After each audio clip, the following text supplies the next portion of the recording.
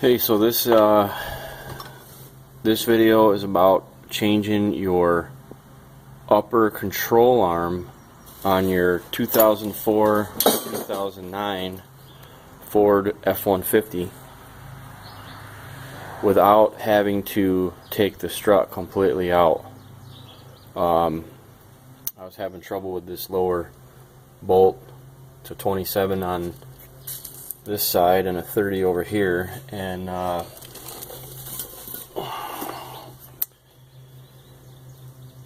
snapped my breaker bar. Craftsman, had this a long time.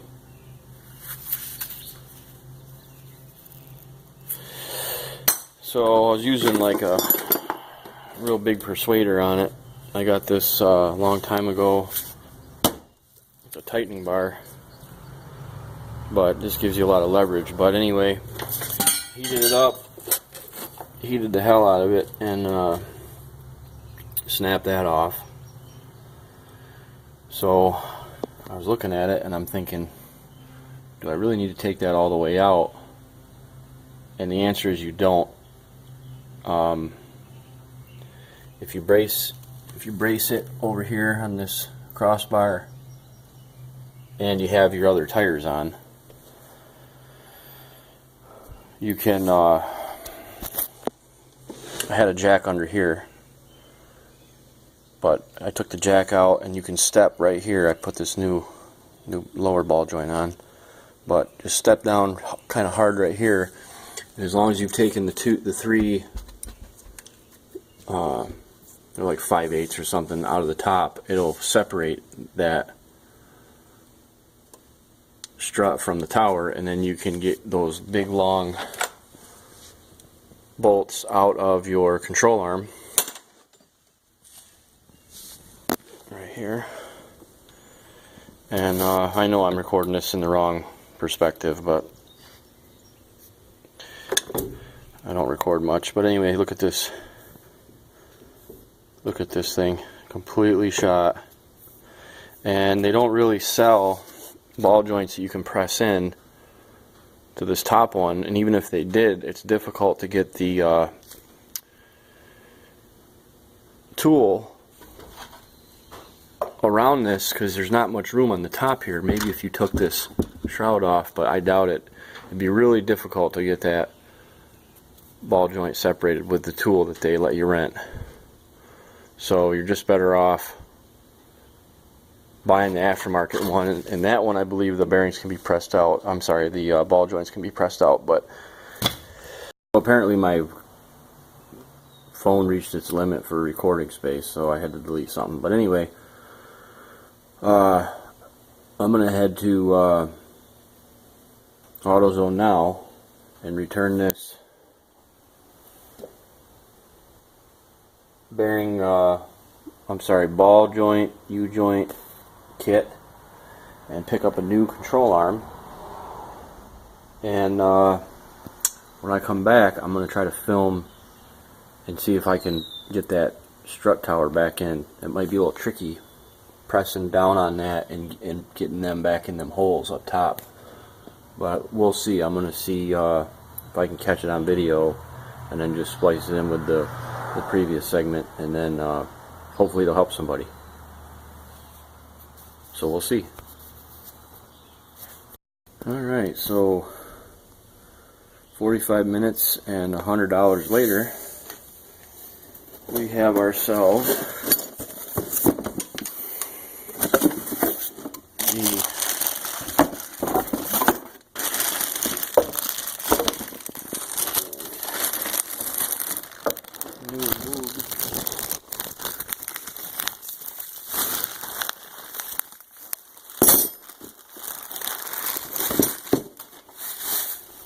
control arm.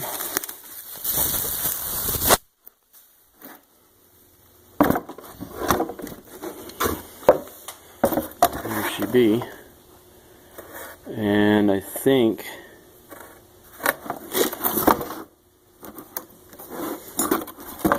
these are the, it's supposed to be the ungreasable kind. That's why it was cheaper. supposedly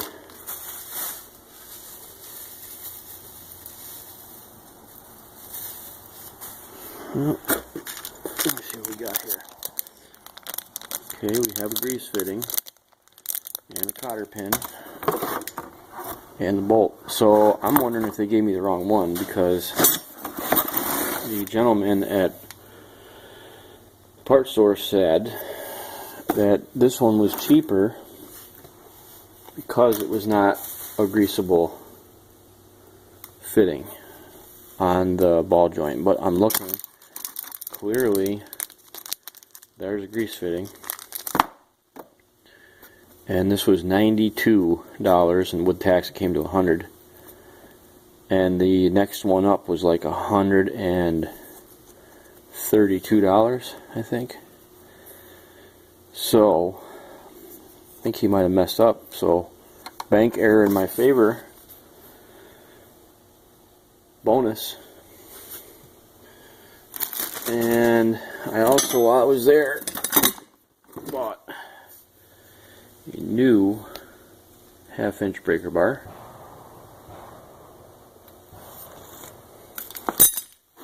And also a 1/2-inch torque wrench, because I have a torque wrench already, but it's a lot smaller, and it's for inch pounds, which you can convert inch pounds into foot pounds, but I figure for some of the torque specs that these have to go to, I figured why not buy a bigger wrench.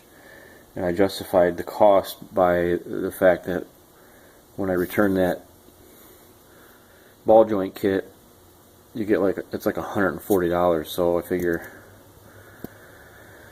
might as well put it into stuff I'll use, since I'm saving all this. I'm saving like $89 an hour in labor costs just by doing it myself. So I figure why not buy a new tool, and I'll always use it. So we're gonna go ahead and put this new control arm in. I'm gonna put the grease fitting in there. Make sure it's nice and greased up. But there's probably nothing in there right now. And then another thing I was gonna do down the road is these. Let me see if I can get out of the way here. That's better. So there's nothing wrong with the bushings on this control arm, the old one. These are still good. I'm wondering if I can't get this out of there and buy an aftermarket one and make it fit, even if I have to shave off like a 1/16 inside of here, or use a lower one that has the C snap ring on it and get it to fit in the upper.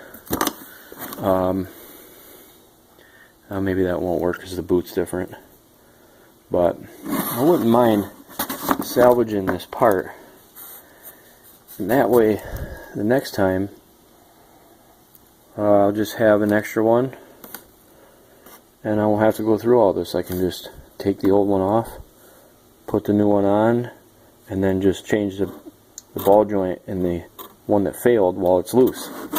Just keep that on standby. So just something to think about. But anyway, I'm going to try to get this back together, and I'll splice it back in once I'm ready to put that strut arm back in there, see how that goes. Okay, so I had to end up, I got the bolts in right here and right here, and I ended up having to pry this strut out a little bit more, but still didn't have to take it apart on the bottom. I was reading the torque specs, and apparently this thing is torqued to like 350 some odd foot-pounds. So that explains why I broke my breaker bar on it. But this strut isn't really that hard to compress, so I don't think I'll have too much trouble getting it back in, but we'll see. I'm going to tighten these bolts up and see how she goes. Okay, so I can't torque down those bolts. They're 111 foot-pounds each. I can't torque them down with the tower out, because once you do, that thing ain't moving. The control arm ain't moving, and then you can't get the strut tower back underneath of it to put it back in. So they're just semi-tight, and I'm not going to be able to hit those with my cowl wrench. I'm just going to have to go by feel and just reef on them, get them as close to what I think 111 is. I can probably get pretty close, but it's just going to have to be the way it is, because I can't get that 30 millimeter out of there without some serious heat. And my little, this ain't going to do it. I would need some MAP gas or something else. But I am getting this strut tower back in, but I will say that if I didn't have one of these, whatever these are called, tightening bar, I wouldn't be able to do this, because as you pry down on this to get it to squeeze under, it wants to come out. So like if you're using a crowbar, it's not going to work, because when you pry down on this with a crowbar, it wants to come back this way as you pry down. So, but we need to do the opposite. We need to go the opposite way. So with this tightening bar, to get it up in here like this and then push down, it'll push it forward and down at the same time. Just, I think it's because of this shape right here. Crowbar doesn't have enough girth to do that. See, it wants to come out. Oh, I guess I just made a liar out of myself. Well, it's because I got up in there with this. But now I'm going to line up the holes and get it to pop in, and then keep going. Okay, so the strut's back in, and those 3 bolts are tightened to 35 foot-pounds. I'm going to leave this control arm loose until I put in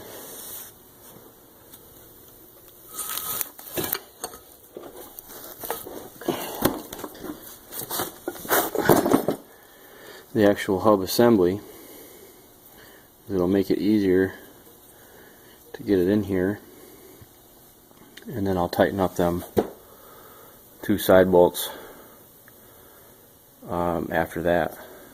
No point in tightening them up now and then realizing that maybe it's not the right spot. Then I gotta undo them again. So don't like to do things over again if I don't have to. And if you're wondering what this is here, this is Linex's undercoating. And word of advice, if you've got an older truck like this, don't have Linex undercoat your vehicle. It works great on metal that's not rusted, but if there's existing rust, even though they supposedly spray the rust inhibitor on there, and I know this is a spring and it would probably come off anyway no matter what, but if you do like Crown, their fluid film, it would just stick to all this. So Linex's is probably a step up from Z-Bart, because at least it's not rubberized. It's like an oil base that dries and then it'll flake off. But I think Crown's probably the best, just because that stuff sticks to everything and even gets stronger as you drive, and it collects dirt and stuff like that. So save your $400 at Line-X and just get the fluid film from Crown. I mean, Line-X is great for their actual bed liner and that kind of application, but unless your vehicle is brand new, don't get it undercoated there, because it's just going to rust through anyway, and it's cheaper to go to Crown. So next I'm gonna put the new stabilizer link here, hook it to the stabilizer bar, and then I'll put the hub assembly back on.